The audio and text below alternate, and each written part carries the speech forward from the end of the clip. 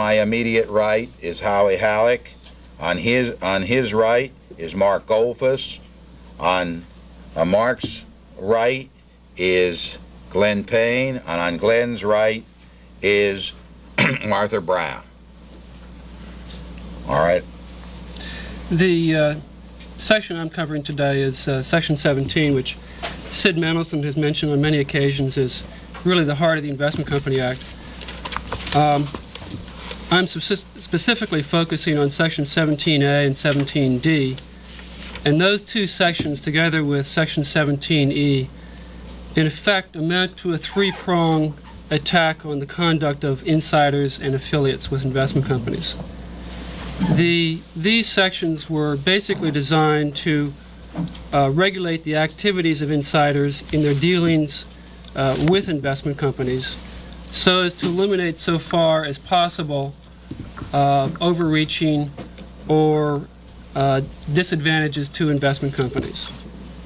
Now, as I say, I will take Section 17A and D, and those two sections deal with affiliated transactions in which the affiliated person is acting in a principal capacity. By contrast, Section 17E covers those situations where the affiliated person is acting as agent for or on behalf of the investment company, and Mark will be covering that. Now, 17A, for purposes of conceptualization, is perhaps easiest to think of in terms of a case where the investment company is on one side of the transaction and the affiliated person is on the other side of the bargaining table. The Section 17D situation, by contrast, covers a case where the affiliate of the investment company and the investment company are on the same side of the table dealing with a third person, an affiliated person or a disinterested third party. Now, Section 17A generally prohibits transactions where an affiliated person, a promoter, or a principal underwriter of an investment company, or an affiliated person of those persons, buys or sells securities or other property to or from the investment company or to a controlled company of the investment company, and also covers situations where affiliates borrow money or other property from the investment company.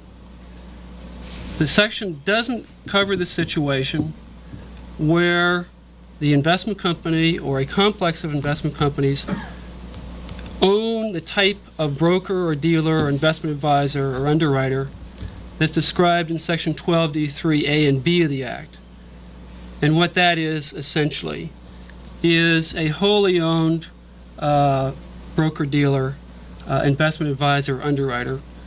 Generally, we refer to that situation as one as where there's internalized management. So in those cases, an investment company could buy and sell securities from the broker, for example, without being in violation of the prohibitions of Section 17A. Now, paragraph 1 of 17A deals with affiliated sales transactions. It prohibits affiliated persons, promoters, and principal underwriters, as well as affiliates of those persons, from selling securities or other property to the investment company or to a company controlled by the investment company. There are three statutory exceptions written into paragraph 1.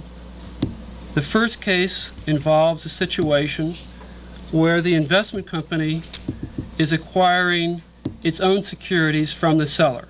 For example, a director of an investment company owns investment company shares and wishes to sell those securities to the investment company. The director would be an affiliated person of the investment company. Nevertheless, he would be permitted to sell those securities to the investment company without being in violation of this section. Why is that? The reason for that is that there are various provisions in the Act that govern the method in which investment companies can acquire their shares. Normally, in the case of an open-end fund, it's done on the basis of net asset value. So in those cases, the affiliated person, whether an upstream or downstream affiliate, would not have much of an opportunity to take advantage of the investment company and sell the security at a price higher than what its value actually was.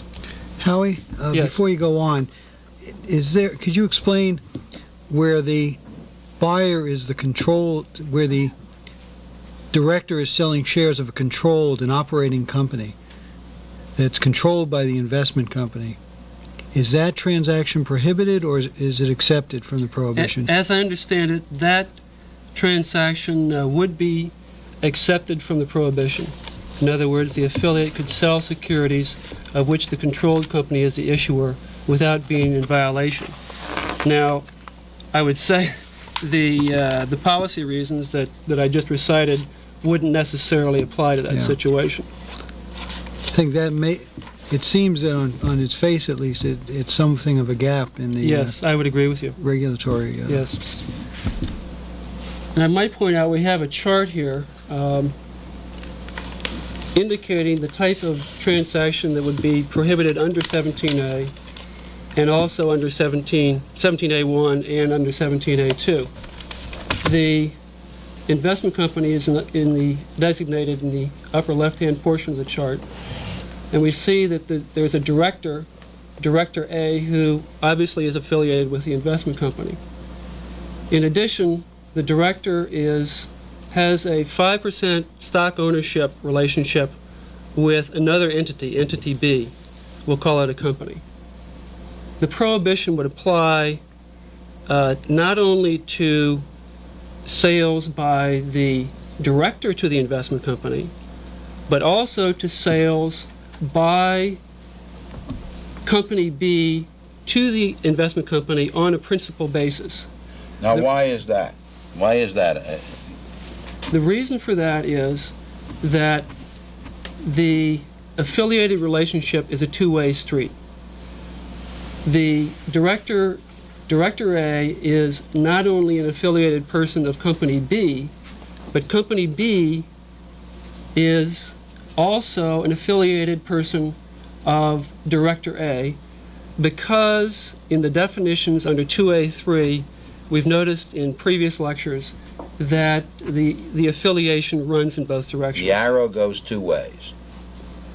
Now, if you could put on another chart, Before you take that chart off, I want you to notice that by using what we call the arrow going two ways, if ever you want to find whether a transaction is legal or illegal, whether Section 17 is legal or illegal, and you draw a chart like this, and then you start with the person you want to determine as to whether such person can do business under Section 17, can buy or sell securities, if the arrows point in the direction of the investment company. In other words, if B can go all the way to the investment company through the arrows, it's a prohibited transaction.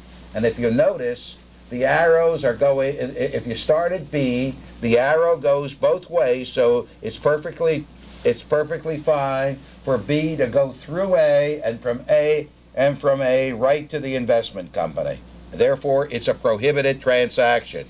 And that's why in the definitions we use the arrow system, because once you have a problem, if you draw it with the arrows properly, you'll always get the proper answer as to whether it's a legal or illegal transaction. Sid, while we still got that diagram, might add one more hypothetical to show the importance of the collapsing theory. If we have a company C that's 5% owned by B, and we're testing to see whether C can deal with the investment company, under this case, C would be an affiliate of an affiliate of an affiliate, which is too far removed. That's correct. But if A, rather than using the 5% ownership designation, owns 25% or controls B, and B controls C, C would be prohibited from dealing with the investment company because you would collapse the AB arrow and the BC arrow, and you would have an affiliate of an affiliate. Yes. This is I think we've used this method in the division, and I've used it in enforcement transactions, and it's worked very well. I assume there could be situations where it wouldn't work, but I haven't found any. Yes, Kathy? You only need the control relationship between B and C? Yes, that's all you'd need. Yeah. Well, no, What'd you say? not necessarily, because if you added a C down below, and B controls C, but A only owned 5%. It would be broken because A would not control C, nor would A control B. So unfortunately, in that situation, you would have an affiliate of an affiliate of an affiliate. The collapsing wouldn't be possible. The 5% is not collapsible there. Only in control relations can you collapse. I think there's a policy reason for the two-way affiliation between the first and second tier affiliates there, and that is that the director of the investment company would owe a duty of responsibility to the investment company, but at the same time, because he would have an interest in company B represented by his 5% stock ownership, there might be some situation in which he would be put in a conflict. No question. Now, can we have the second chart? Now, in this situation, we have, it's superficially similar, but the investment company of which Director A is an affiliate is not two tiers down from Company B. The reason for that is that the Director A is only a director of B company, and in this situation, the policy reason works just the reverse, because as Sid has mentioned before, if it were a two-way street, then the consequence would be, assuming that the B company were General Motors, for example, if General Motors decided that they wanted to make a stock offering in the primary market and sell directly to investors, then Section 17A1 would prohibit that transaction. And do you notice the arrows? You can't move from B through A to the investment company. The arrow is going only in the opposite direction at B point.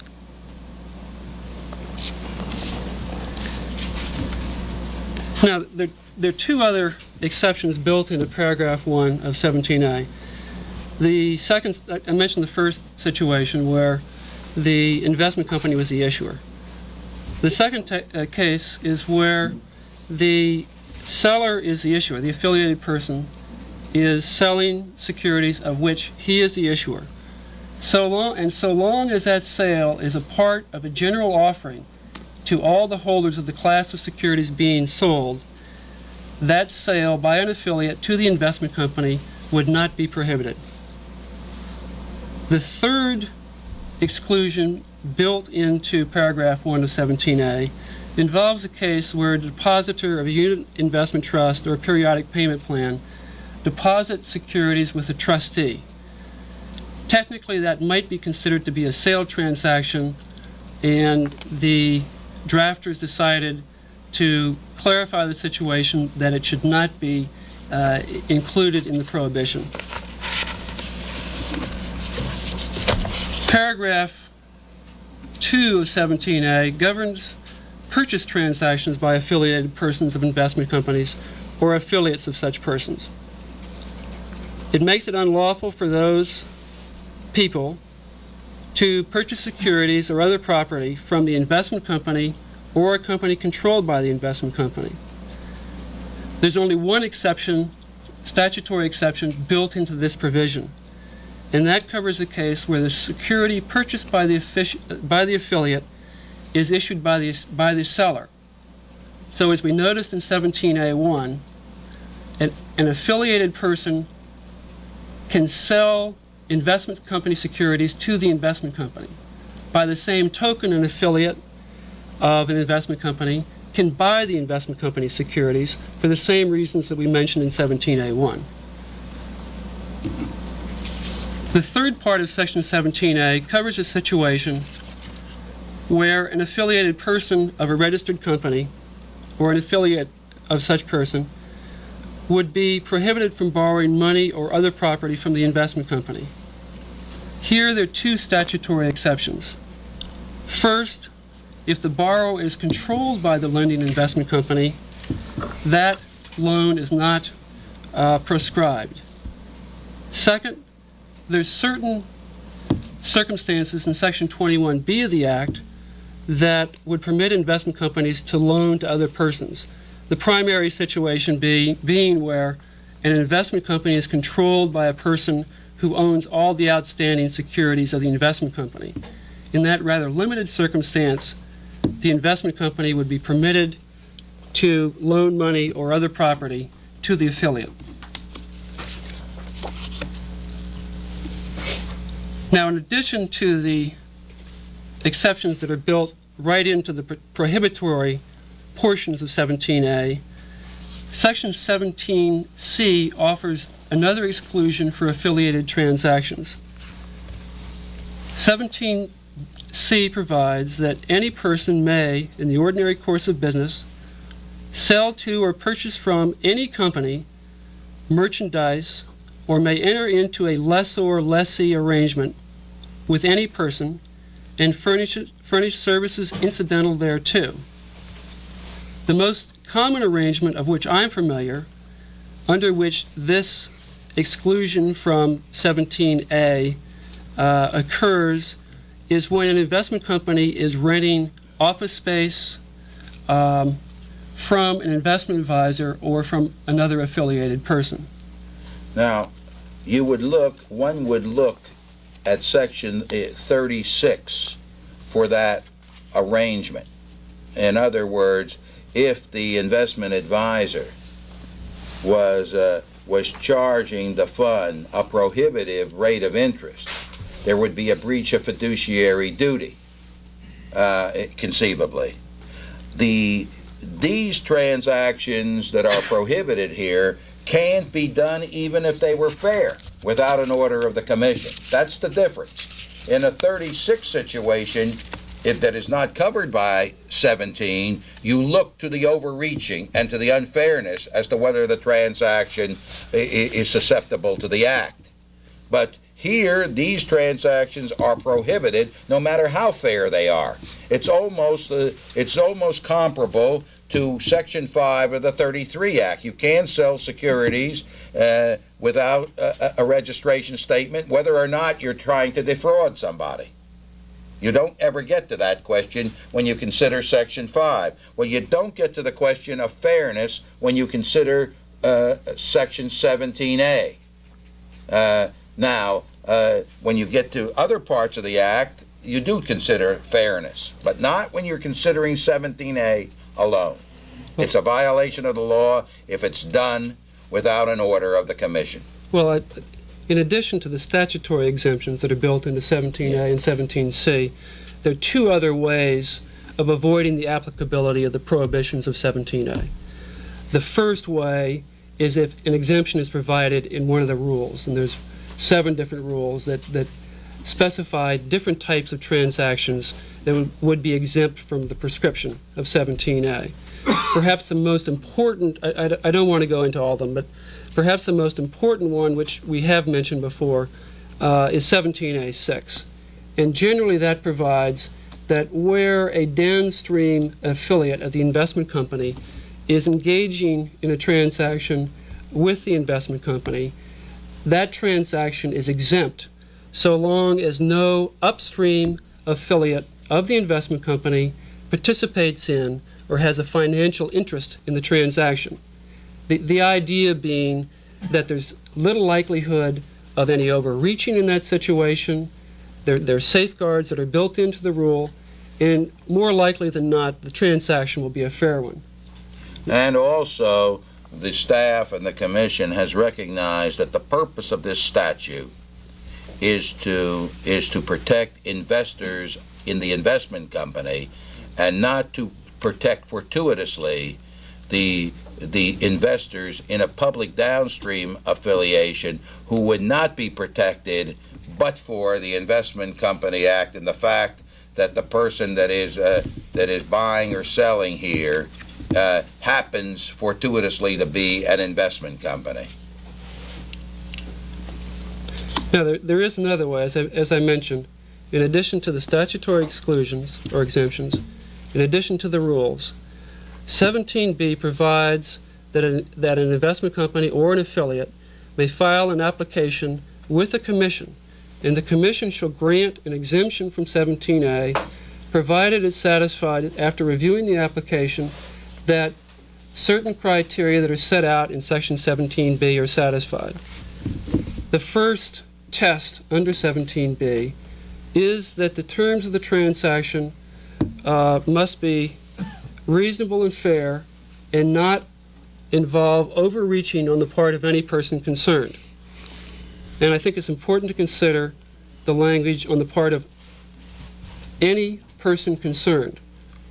That means that you have to look not only at the investment company, but also any other person participating in the transaction. As I'll point out later with respect to the exemptive standards under 17B, the focus is more on the advantage or disadvantage of the transaction to the investment company. The second part of the exemptive standard in, yes, you had a question? Does that mean if the overreaching was on the part of the investment company and the shareholders of the investment company were indeed gaining by the overreaching, that a 17B order would not be approved? Yes, the answer is yes, because but 17A6 that takes downstream affiliates out of this thing mitigates against the Commission ever coming up with having to face the issue again. In other words, we have had situations both in the 17A and the 17D area where we found the investment company was taking advantage of a downstream affiliate, and under the law we were exempting that. Let me give you an example. Let me give you a good example. Let's assume that the investment company controls Company A and Company B, and it causes Company A to merge into Company B, and on such terms as A is becoming disadvantaged, terribly disadvantaged. Public shareholders are tremendously disadvantaged. Overall, it's a pretty good deal for the investment company. They're consolidating their control, they're doing a lot of things, but the A shareholders are taking a lacy. The chances of getting an order in that case may be doubtful. You see what I'm talking about? There is I think, a good case where calling the shots are being called from above, but since A and B are both controlled companies,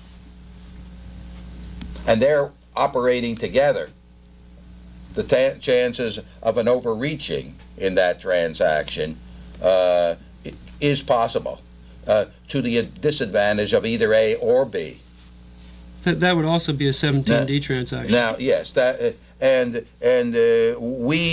I might say we are discussing in the division whether what effect the new amendments to Rule 17A6 has on this. Right. But I think this type of transaction was not particularly contemplated when we promulgated the amendments. If I can just give you an example of how far it went.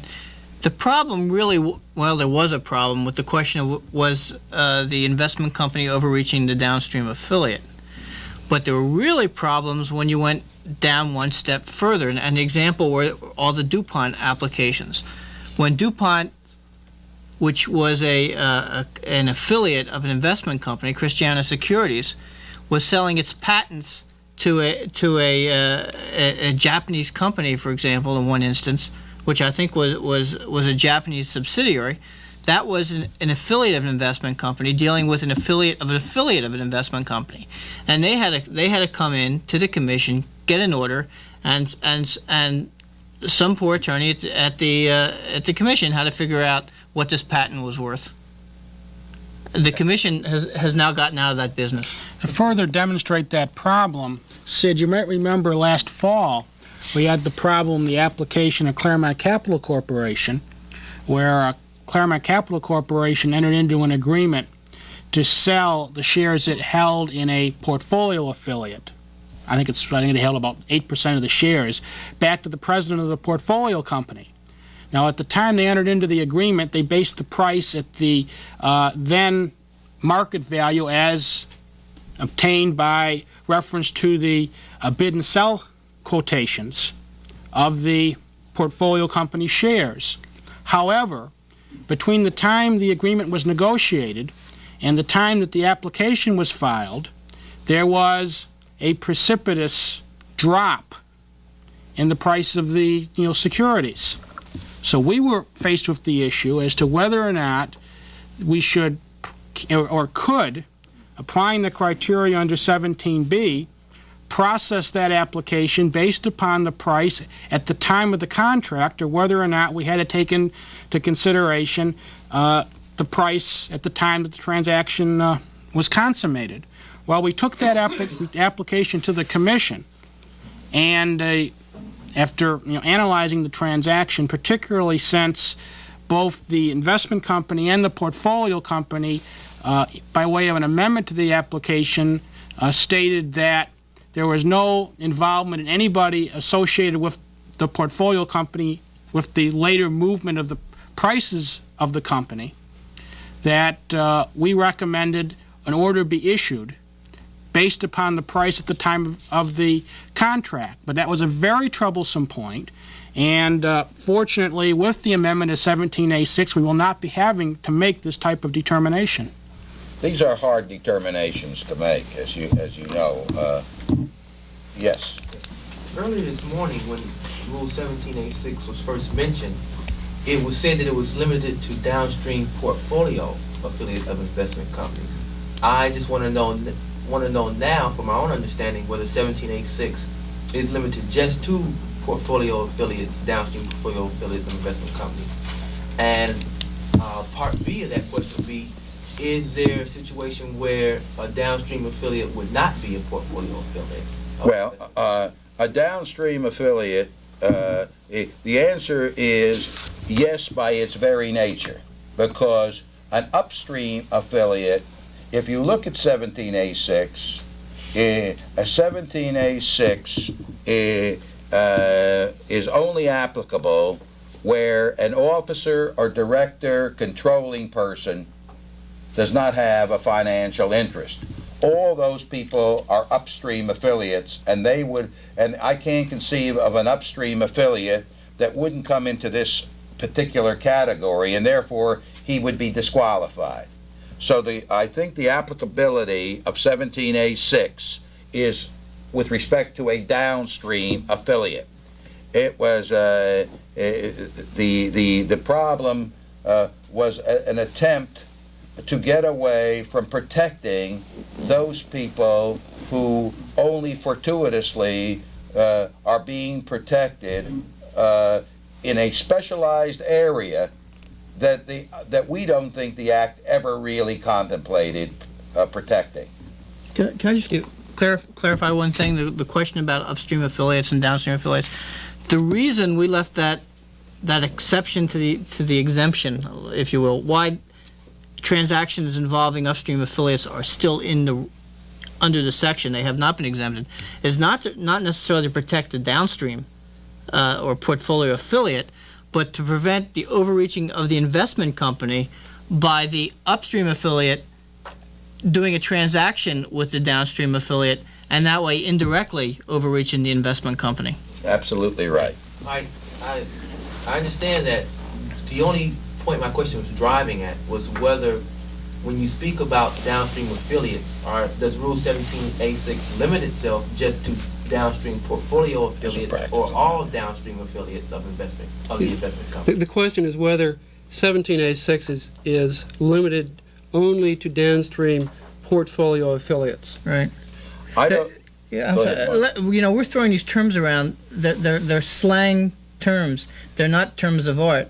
What the rule says is that it's an investment company and certain affiliated persons both can be parties in a transaction if the affiliated person is not, and they define certain persons who are what we colloquially refer to as upstream affiliates. These are not terms of art. They're just slang that we throw around in shorthand. But this is the effect of the rule when you read it. The effect of the rule is that it exempts downstream affiliates. Upstream affiliates are not exempted. That's the practical effect of the rule. And once you take a look at the rule and find out who the persons are, that when they have an interest in the transaction, the rule is not applicable, then you realize that it can only be applicable to portfolio companies, and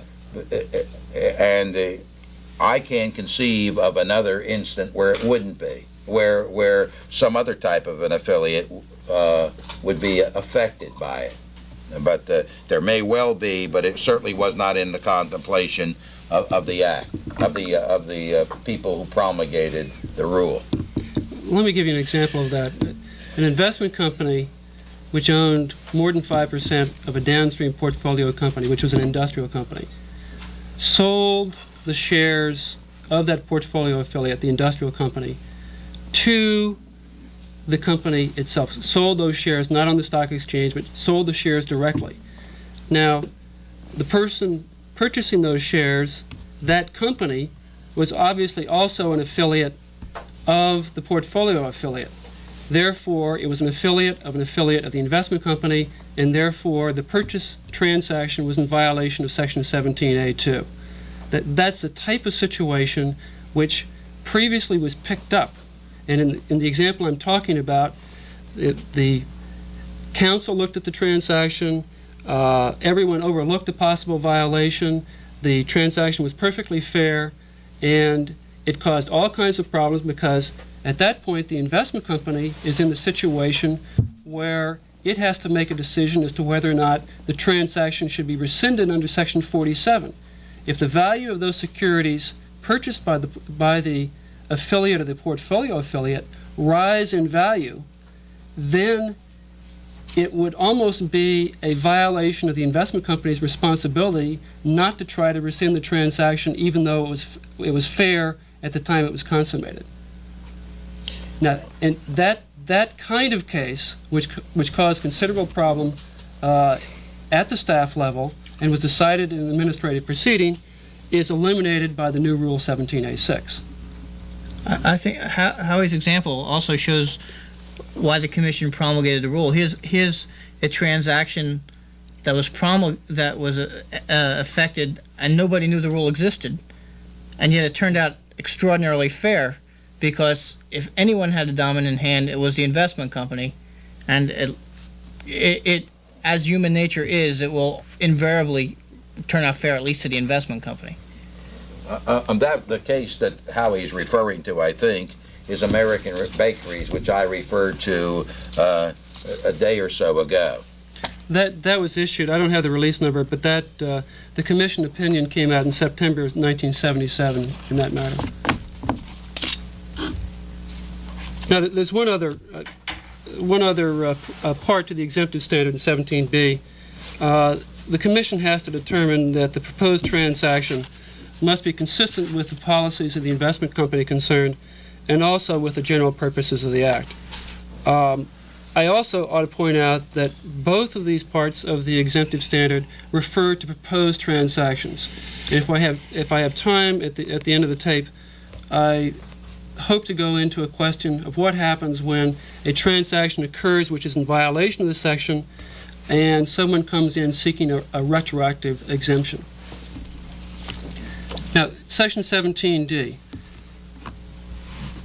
covers joint transactions where the investment company and the affiliated person are acting on the same side of the transaction. The section itself, in combination with Rule 17D1, make it unlawful for an affiliate of or a principal underwriter for a registered investment company or an affiliated person of either the affiliate or the principal underwriter acting in a principal capacity to effect a joint transaction with the registered investment company or with a company controlled by the registered investment company. Unlike Section 17A transactions, which are relatively simple to understand, a 17D transaction is rather imprecise. The definition in paragraph C of Rule 17D1 refers not to a joint transaction, but rather to a joint enterprise arrangement or profit-sharing plan, and defines those terms in terms of any written or oral plan, arrangement, or the like, whereby the investment company jointly or jointly and severally participates with the affiliate or shares in the profits. The definition specifically includes in a joint enterprise stock option and stock purchase plans. Investment advisory contracts, which conceivably under this broad and rather ambiguous definition might be joint transactions, are specifically excluded. There have been very few judicial opinions or commission decisions construing the scope of 17D. I think for our purposes, the easiest way to look at it is just to look at the two words joint and transaction. The first question is to determine whether or not there is a transaction.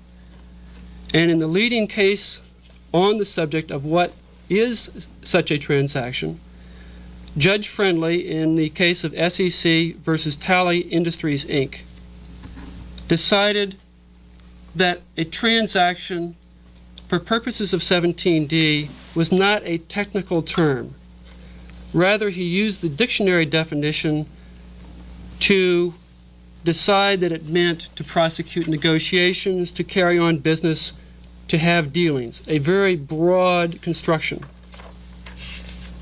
The second, I might mention, just for those of you who don't know the facts of the Tally case, that in that case, the investment company was advised by the president of a portfolio affiliate, a company of which 9% of the securities were owned by the investment company. The company was Tally Industries. Mr. Tally had undertaken a program to acquire control of General Time Corporation. He advised the investment company of his proposal, and the investment company decided on its own that they would participate in this scheme. Their defense was that they were operating independently of the downstream portfolio affiliate.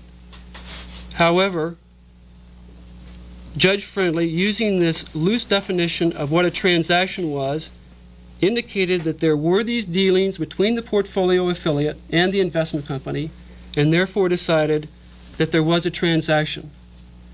He also decided that jointness should be construed broadly, and he indicated that so long there was a loose combination involved, that the transaction would be a joint one.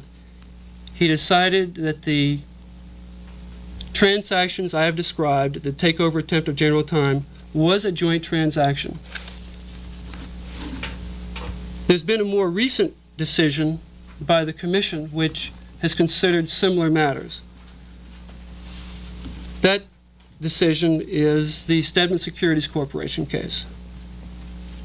In the Commission's opinion, it was pointed out that perhaps the most narrow construction of what a joint transaction would be would be limited to the situation where you have a typical joint venture, where the investment company and the affiliate each have fractional share interests and share in the profits of the enterprise. A broader interpretation, which I understand was advanced by the staff, would cover most economic relationships between the investment company and the affiliated person. Not only the situation where the investment company was acting on the same side of the transaction as the affiliate, but also in those cases where there was a written or oral plan, and perhaps the investment company would be on one side of the transaction and the affiliate would be on the other. Now, the Commission indicated in that opinion that it would take a somewhat middle ground. It rejected the overly broad interpretation involving any economic relationship and indicated that it would apply the principles announced by Judge Friendly in the Talley case, that so long as there was a loose combination between the investment company and the affiliated persons involved in the transaction, that transaction would fall within the scope of Section 17D. Now, let me give you what I call a very simple 17D, crude. The investment advisor sees a block of stock which he can buy for the investment company for 2 points below the market if he buys the entire block off board. He thinks it's an excellent buy, so he negotiates for the purchase of that, and it cost $1.5 million for the whole block. He takes $100,000 for himself, and he has the investment company take the rest. That's a joint transaction. Both of them are on the same side. But what's happening here is an overreaching. He's taking a corporate opportunity away from the investment company. He jumps on obviously here, the investment company's purchasing power is what makes this transaction viable. And therefore, but whether it's fair or whether it isn't fair, there is obviously a joint transaction. Both of them are now going in to buy this block. That's a very, what I call a crude joint transaction or joint enterprise. let me give you another one that I think is a very difficult situation.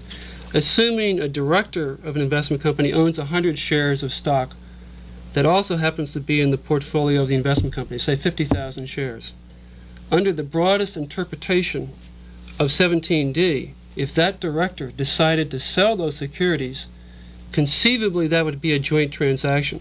And I could think of situations where, in fact, it would be. If he were trading on the knowledge of what the investment company was doing with those securities, I would say that would be a 17D transaction. Others. How it depends upon, I think, the security involved. If he had 100 shares of American TNT and he sold those shares, it wouldn't tick the market one speck. And the chances are that if there was a theoretical 17D, we would not assert it. But let's just change the facts a little bit and give you a situation that actually happened.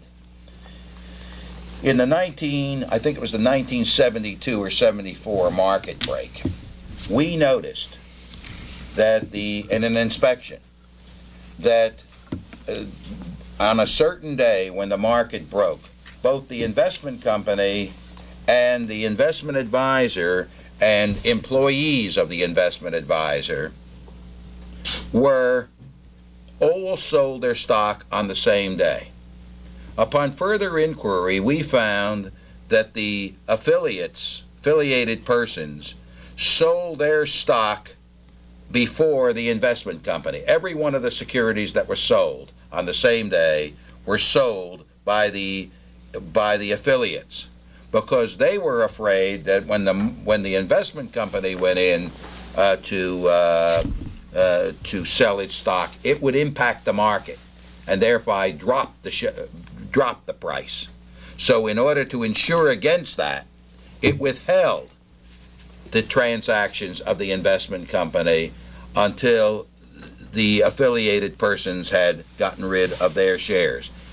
In no case did the investment company get a better price than the affiliates, and in most instances, the investment company got a much worse price than did the affiliated persons. Now, in that theory, in that situation, I would agree with you that it's a 17D, or when the stock of a company is very, very narrowly traded, so that there's an advantage of one or the other going, or even going together. At that point, there is a transaction. But we have taken, while we have never taken a no-action position specifically, we have chosen not to pursue widely held transactions, widely held securities when the transactions are done sporadically. But I might say that under Section 204, the Rules 204 of the Advisors Act, all associated persons of the advisor must provide the advisor with all of their transactions on a quarterly basis. And these transactions are looked at when we go in on investment advisory and investment company inspections. We look at the advisor's 204 forms. We did that in the IDS case, and when 17E is discussed, we'll show you what came out of that. So that we're always looking for the affiliated persons picking off, if you will, the investment company, but every transaction in a security does not necessarily mean an actionable 17D. 17D is really the 10b-5 of the 40 Act.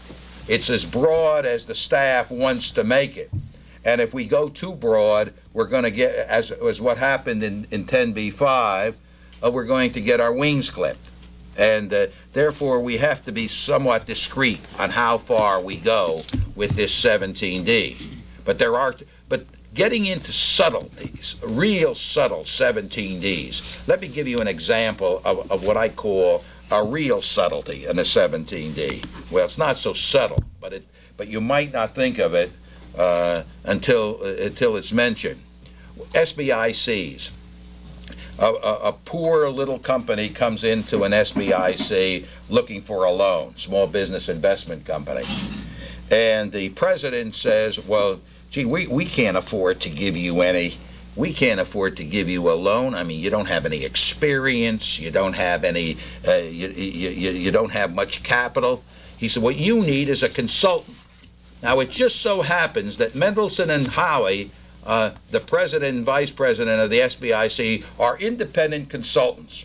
Now, if you would take a consulting agreement with us, we might be able to see your loan. We might be able to have the SBIC grant you the loan.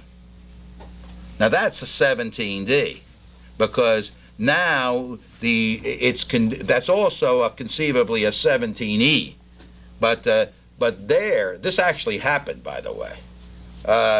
There you can see that a condition of the transaction, and as a part of the transaction, is the hiring of the consultant. This thing comes jointly. You don't get one without the other, and that's a joint transaction. Now, obviously, they're using the force of the investment company, the clout of the SBIC, in order to get themselves some income. As a practical matter, they're getting their income right out of the fund. Now, it wouldn't be a joint transaction if they said, well, the fund also gives gives consulting services, sells consulting services, and we're not going to give you a loan unless we are hired as the fund, the SBIC itself, is hired as a consulting firm in order to make damn sure that our loan is not wasted. That's a different proposition. No affiliated person of the fund is on the deal at that point. The fund is on the deal completely. There may be two contracts, but the fund is the only person on that side of the table. Any questions? Well, I could go on for another 15 minutes talking about... go ahead. Again, just to interrupt, I just want to say a word about a 17D type of transaction has probably caused us more problems as regulators than any other, and that's what's called in the vernacular bunching. That's when an investment company is aggregating its transactions with an affiliated person.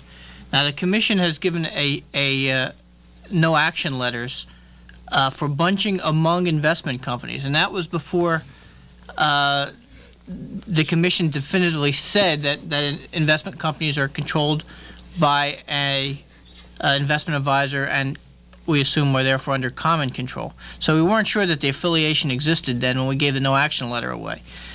At that time, we also said we're studying the matter, and I think it's now 7 years later, and we're still studying the matter, except I think we're going to start studying it more intently. It's a major problem, particularly now that there are negotiated commission rates. If you come across it in your inspections or handling applications or whatever, we would appreciate if you contact us in the division, so one, maybe we can tender you some advice that may or may not be helpful, but two, so that we can get involved in the learning process from your experience in finding this. At one point, didn't the Commission issue a proposed rule amendment under 17D1 to deal with bunching, Mark? Yes. Yes, It did. It did, and later withdrew it and said we would handle on a case-by-case basis. Is the position set forth in that rule amendment still the position of the division? No. No. Yes. Could you just take a definition again of bunching? Bunching is really just the aggregation of brokerage transactions. In other words, instead of the fund sending an order for 100, one lot, and the investment advisor sending it over, they put it together and put in for two lots and claim that they get a lower brokerage commission rate. Well, at one time, as you probably recall, before May Day, there was a gradual move to negotiated rates, and over $100,000 you could negotiate, or was it 300,000? 300,000. So it was to everybody's. If several people in the complex were interested in purchasing the same shares, if each of them bought, and each of them bought less than 300,000, they would have to pay the minimum rates. But if they bunched their shares, they could negotiate. So it was to everybody's advantage to put them together. That was the first bunching that we had, the first example of bunching. And obviously, here the commission the staff was very sympathetic to the fact that people got together and they were all going to save money. So that's the way the no action letter went out. It was for that. Now you negotiate at any price that you can negotiate, but obviously you negotiate at a higher. Your chances of negotiation is better the more economic clout you have. It just stands to reason. If you're $1 million customer, you're in a better position to negotiate than if you're a $100,000 customer. You and I, when we go, I speak for myself. When I go into a brokerage, they up the rates higher. I got so much clout. Kathy? Mark, with regard to bunching being one of the most important 17D problems we face, without disagreeing with that, I think as the economics that Sid talked about caused that to come to the fore back around 1970 and a few years till May Day.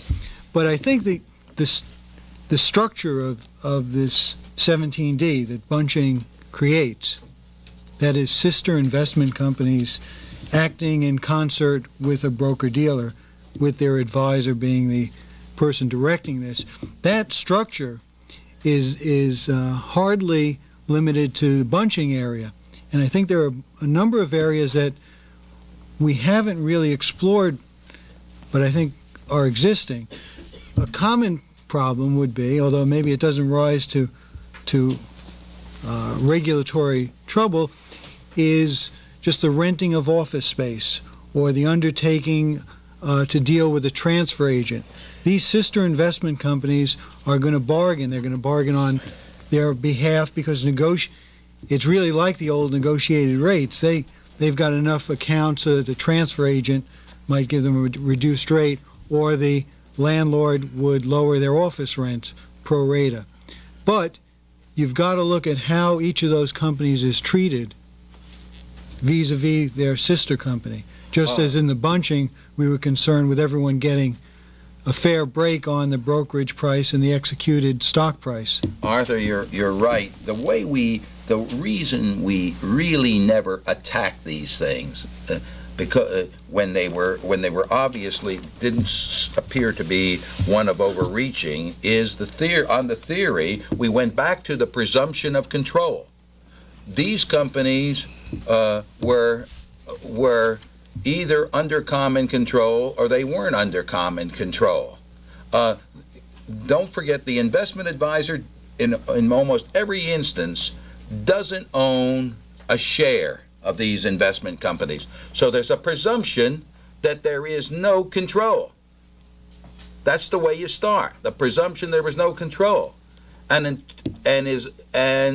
when these companies did it, if we took shelter in that presumption and we didn't assert control. We could have asserted control, but we didn't. And that was done, that policy was followed by my predecessor 3 times removed, Mr. Friedman. He took that position. He said, I don't have to rebut the presumption as long as it was fair. I'm not going to do it. We've never really gone against that policy in the division, but the Stedman case does put an entirely different light on it, and we may well have to use our rulemaking ability to get some rules out, which like 17A7, which although it's a 17A7 says that to the extent that there is an affiliation, sister or brother companies can purchase and sell securities listed on an exchange at a certain price without filing an application. So we may well have to put out rules like that. This is a very pregnant area. If you have it, if in an inspection you find that this is being done, by all means put it down in the report, discuss it with your supervisors, and call it to the attention of the division when the report comes in.